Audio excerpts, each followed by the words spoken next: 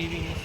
आज हमारे साथ पार्लियामेंट निजामाबाद इंचार्ज ऑब्जर्वर और कांग्रेस सीनियर नायकुడు और कांग्रेस डिस्ट्रिक्ट प्रेसिडेंट मंसूर भाई आज हमारे साथ है और काउंसलर साहब हमारे साथ है। मंसूर भाई आज अपने कांग्रेस गारंटी कार्ड के बारे में आज बता रहे हैं।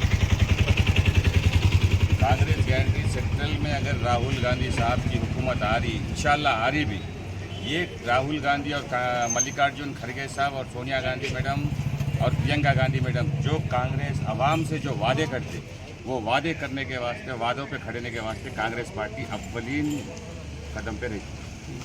इसलिए कि जो आज रेवंत रेड्डी साहब यहाँ तेलंगाना के अंदर सीएम बने, 6 गारंटियों का वादा करे, 6 गारंटियों में 5 गारंटियाँ अभी तक अमल में आ रही। सिर्फ एक चीज़ है, 2500 रुपये ఎలక్షన్ होने के बाद 2500 ఏదైతే ఉన్నదో ఎన్నికల కోడ్ వచ్చింది 100 రోజులలో గిన్ని పనులు చేసి పెట్టిన ఏదైతే నాయకుడు ఉన్నాడంటే ఒకే ఒక నాయకుడు రేవంత్ రెడ్డి సార్। అది కూడా రాహుల్ గాంధీ సోనియమ్మ ఆదేశాల మేరకు ప్రతి ఒక్క మాట ఏదైతే అయితేదో జనం కొరకు పనిచేసి పెడతామో అదే హామీలు ఇవ్వాలి అంటారు మా రాహుల్ గాంధీ గారు కానీ మల్లికార్జున్ ఖర్గే కానీ। మళ్ళీ హామీలే ఇక్కడ తప్ప కానీ వేరే హామీలు ఇయ్యరు। ఒట్టిగా మాటలు మాట్లాడి ఓట్లు దండుకొని పోయేటోళ్ళు కాదు కాంగ్రెస్ పార్టీ। కాంగ్రెస్ పార్టీ అంటేనే ప్రజల కొరకు చేసే पार्टी।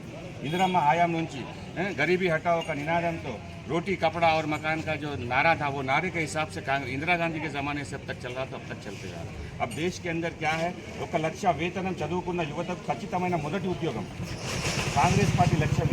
ఇది ఎజెండా, ఇది మేనిఫెస్టోలో పెట్టి ఇంకోటి ఇది ఖచ్చితంగా వినాలి। 1 లక్ష రూపాయల ప్రతి సంవత్సరం ప్రతి పేద కుటుంబానికి ఒక మహిళకు 1 లక్ష రూపాయలు అంటే ఏంటంటే రాహుల్ గాంధీ అనే వ్యక్తి ప్రతి మహిళలు 1 లక్ష రూపాయలు చేయాలి అని ఒక ఉద్దేశం ఉన్నది।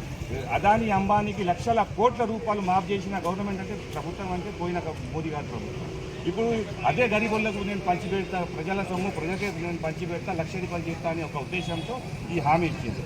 మళ్ళీ ప్రతిరోజు జాతీయ ఉపాధి కూలీలతో సహా దేశవ్యాప్తంగా కార్మికులందరూ దేశవ్యాప్తంగా మొత్తం కార్మికులు జాతీయ రోజువారీ కనీస వేతనం ఇంతకుముందు 200 ఉండే, ఇప్పుడు 400 వేతనం చేస్తుంది। ఇలా రుణమాఫీ, మాకేమైనా భూములు రైతులు ఏమైనా రైతులు ఉన్నారనుకో రుణమాఫీ ఒక ఇప్పుడు కూడా 15 ఆగస్టు వరకు సీఎం గారు రుణమాఫీ చేస్తా అంటారు।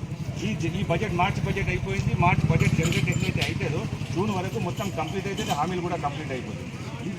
అందరికన్నా పెద్దది ఏంటంటే ఇప్పుడు రాష్ట్రంలో జనగణ ప్రతి వ్యక్తి ప్రతి వర్గం యొక్క సామాజిక మరియు ఆర్థిక మానవత్వం కోసం కులగణ బీసీ సెన్సెక్స్ ఎవరికి ఎంత న్యాయం కావాలో సెన్సెక్స్లో తెలిసిపోతుంది। బీసీలు ఎందరు, ఓసీలు ఎందరు, ఎస్సీలు ఎందరు, ఇది కావాలి ఫస్ట్ మాకు। ఇది అయితేనే మాకు న్యాయం అయింది అంటే ఇది ఈ ఉద్దేశం రాహుల్ గాంధీ మల్లికార్జున్ ఖర్గే కాంగ్రెస్ పార్టీ ఒక లక్ష్యం ఉన్నది, ఇదంతా చేస్తారు। ఈసారి మన లోకల్ క్యాండిడేట్ జగిత్యాలలో ఒక సీనియర్ నాయకుడు, అనుభవం ఉన్న నాయకుడు జీవన్ రెడ్డి గారు।